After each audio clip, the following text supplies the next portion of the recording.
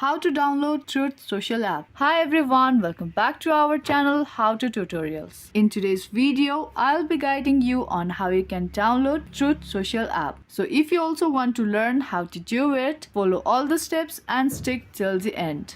Now let's get started. Now firstly ensure that you are connected to the stable internet for faster download. And after that, tap and open up the Google Play Store on your device.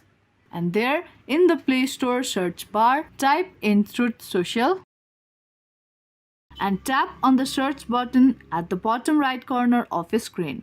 Once you search for it, Truth app will be displayed on your screen. Now you should see the install button at the top right of your screen. Now tap this button to begin the download and installation process. Now here, app has been start downloading. And once the download is complete, it will automatically be installed on your device. And here you go, your app has been completely downloaded. Now you can tap on open button at the bottom to open up your Truth Social app.